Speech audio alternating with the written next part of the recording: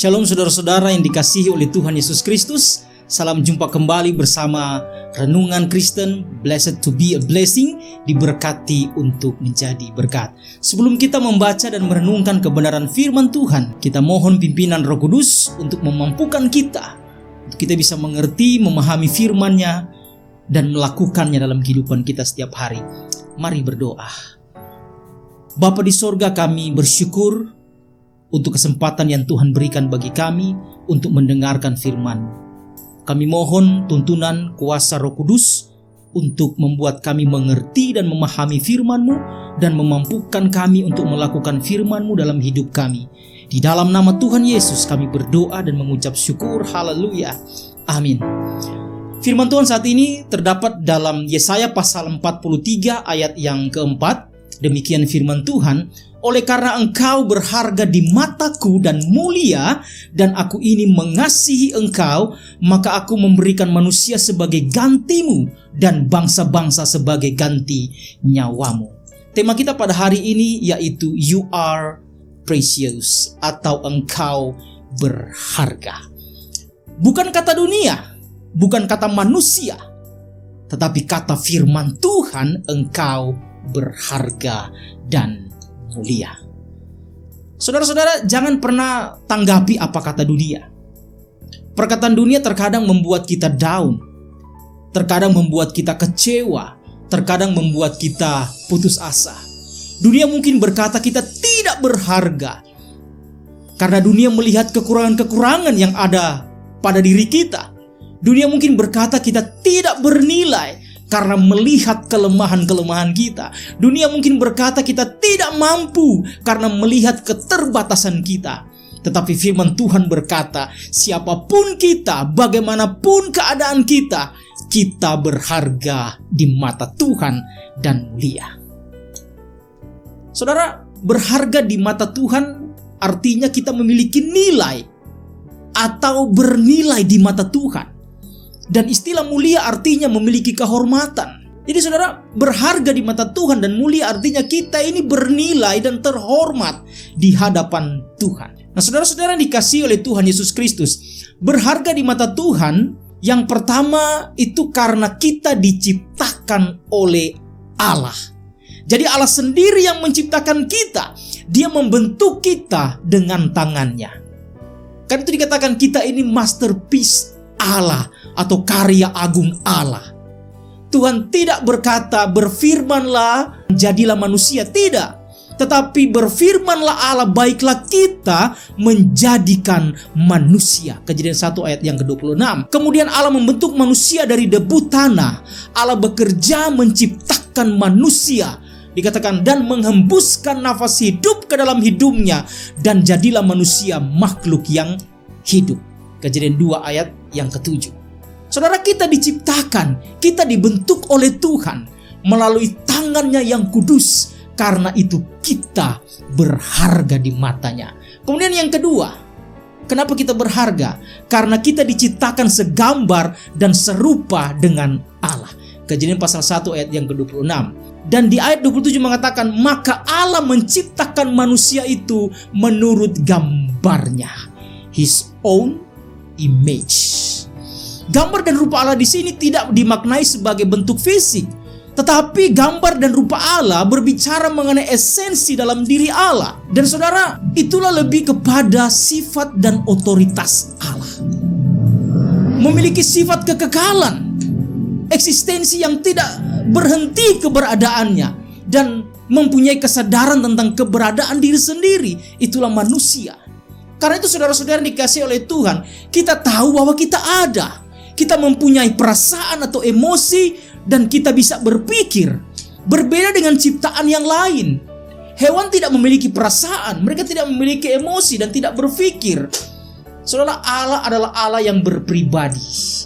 Maka manusia juga berpribadi.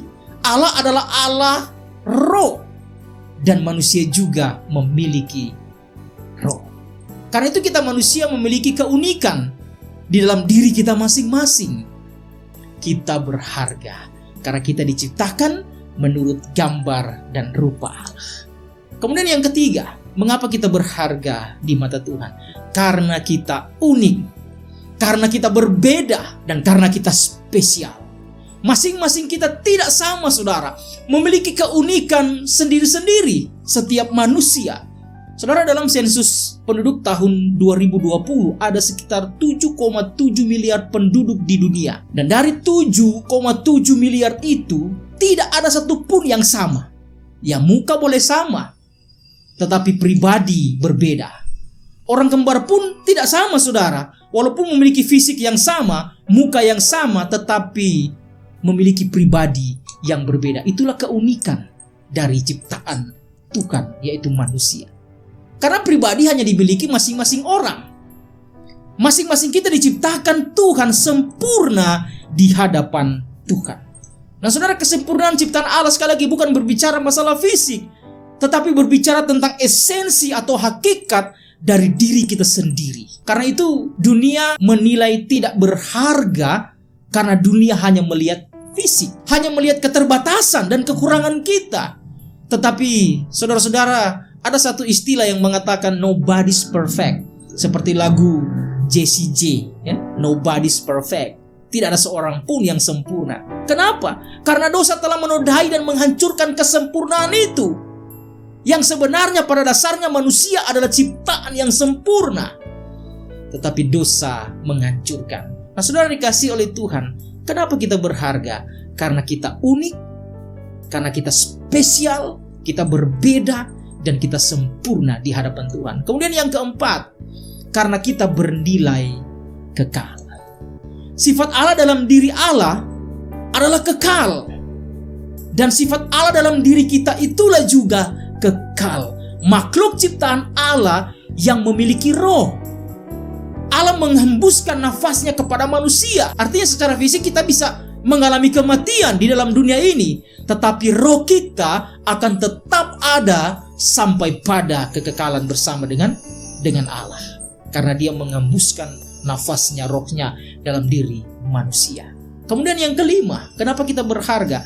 Karena Allah memiliki tujuan dalam hidup kita. Efesus pasal 2 ayat yang ke-10 berkata, karena kita ini buatan Allah, diciptakan dalam Kristus Yesus untuk melakukan pekerjaan baik yang dipersiapkan Allah sebelumnya. Ia mau supaya kita hidup di dalamnya. Nah, saudara, tujuan Allah kita melakukan pekerjaan baik yang dipersiapkan Allah sebelumnya.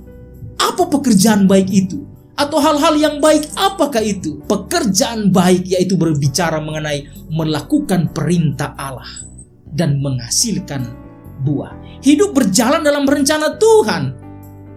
Hidup dalam anugerah dan berkat-Nya, berkat pengetahuan untuk mengetahui kehendak-Nya di dalam kehidupan kita sebagai orang yang percaya dan mengalami perubahan di dalam hidup. Hidup memuliakan Allah dalam seluruh aspek hidup kita. Apapun statusmu, apapun pekerjaanmu, apapun yang kami lakukan, dalam segala aspek hidup kita harus memuliakan nama Tuhan. Artinya bahwa hidup kita, saudara, harus berjalan sesuai dengan kehendak-Nya.